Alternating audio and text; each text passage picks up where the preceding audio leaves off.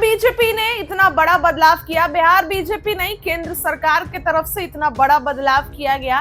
BJP के मंत्री विधायक नितिन नवीन को सीधे सीधे जेपी नड्डा के पद पर बिठा दिया गया।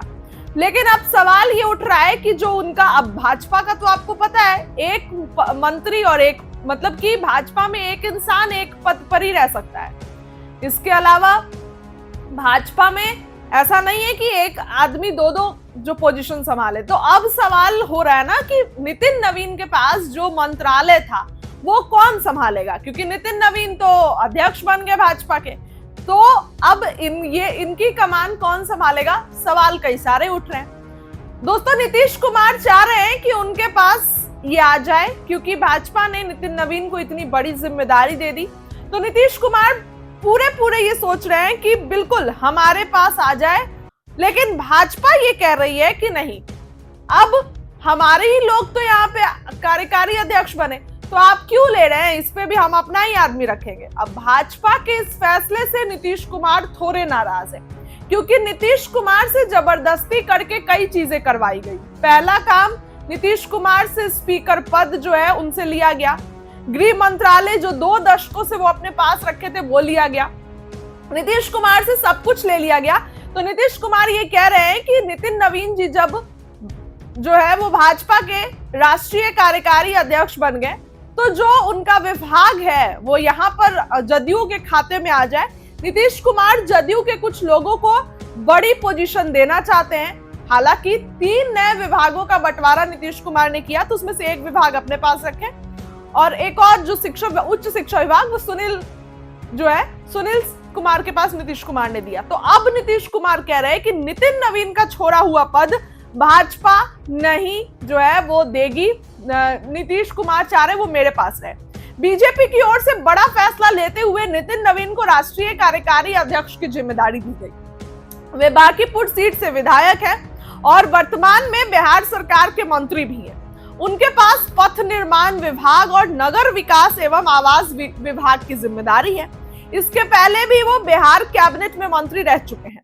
अब जब उन्हें बीजेपी में बड़ी जिम्मेदारी दी गई तो वो कई सवाल उठने लगे हैं कि क्या वे अब भी बिहार सरकार में मंत्री बने रहेंगे, क्या इससे कोई विभाग नीतीश कुमार अपनी पार्टी जदयू में लेंगे। नीतीश कुमार चाह रहे हैं कि हमको विभाग मिल जाए, हम जो है वो लड़े, हम ये विभाग अपने पास लेके अपने लोगों को बना दे मंत्री। बीजेपी की ओर से बड़ा फैसला लेते हुए ये फैसला तो हो गया, लेकिन अब सवाल कई सारे उठ रहे हैं। नितिन नवीन के पास वर्तमान में जो 2 विभाग है उसकी बात की जाए तो ये बीजेपी के पास ही रहा है। नितिन नवीन से पहले उप मुख्यमंत्री विजय कुमार सिन्हा के पास था और इस बार जो है वो विजय सिन्हा से हट करके नितिन नवीन के पास आ गया था, लेकिन अब तो उनको इतनी बड़ी जिम्मेदारी मिल गई। हालांकि तेजस्वी यादव भी पथ निर्माण विभाग मंत्री रह चुके हैं। जी हाँ, बताऊं आपको कि वहीं जब मुख्यमंत्री नीतीश कुमार ने महागठबंधन के साथ मिलकर सरकार बनाई तो तेजस्वी यादव के पास पथ निर्माण विभाग था। ऐसे में देखा जाए तो नीतीश कुमार की पार्टी के पास इस विभाग के जाने की संभावनाएं कम दिखती हैं। नगर विकास एवं आवास विभाग की बात करें तो ये बीजेपी के पास ही रहा है। जीवेश मिश्रा नगर विकास एवं आवास विभाग के मंत्री रह चुके हैं। दूसरी ओर बीजेपी में एक व्यक्ति एक पद वाली नीति है, तो नितिन नवीन के पास भविष्य में ये विभाग जाना तय है। अब से कुछ ही दिन बाद हो सकता है फैसला हो जाए कि ये विभाग नितिन नवीन से छिन गया। हालांकि तत्काल इस पर ऐसा कुछ दिख नहीं रहा है। बिहार में कैबिनेट विस्तार के बाद माना जा रहा है कि इन विभागों की जिम्मेदारी किसी और को दी जा सकती है। अभी वर्तमान में बिहार सरकार में ऐसे कई मंत्री हैं जिनके पास एक से ज्यादा विभाग है, लेकिन अगर मैं आपको बोलूं तो नीतीश कुमार चाह रहे हैं कि नितिन नवीन ने जो छोड़ा वो मेरे पास आ जाए। तो नितिन नवीन का छोड़ा हुआ पथ निर्माण विभाग तेजस्वी के पास भी रहा है। तो आप प्लानिंग समझ रहे हैं नीतीश कुमार की। हालांकि भाजपा ऐसा करने से रही, भाजपा नहीं देगी पथ निर्माण विभाग नीतीश कुमार को, और इसी कारण से नीतीश कुमार थोड़े से नाराज चल रहे हैं। देखने वाली बात होगी कि क्या कुछ नीतीश कुमार करते हैं और भाजपा क्या करती है। क्या इस बार भी जदयू अपने घुटने टेकेगी या भाजपा बात मान लेगी। फिलहाल लेकिन भाजपा को तो डर है कि नीतीश कुमार को अगर पथ निर्माण विभाग मिला तो फिर कहीं तेजस्वी के पास न चला जाए। इस खबर के लिए इतना ही। आपको क्या लगता है कमेंट करके राय लिखिए। बहुत बहुत धन्यवाद। पिताजी को याद किया। 20 वर्ष पहले पिताजी के निधन के बाद पार्टी ने मुझे मौका दिया। पार्टी ने आशीर्वाद दिया कि मैं कार्यकर्ताओं के साथ काम को सीखते हुए हम लोग इस स्थान पर पहुंचे हैं। और मेरा ये मानना है कि पिताजी का आशीर्वाद, उनके जो सोच थी, उनके जो विचार थे, पार्टी को हमेशा आगे माँ के समान समझना, देश को हमेशा ऊंचाइयों पर रखना और खुद को हमेशा उसके पीछे रखकर काम करना।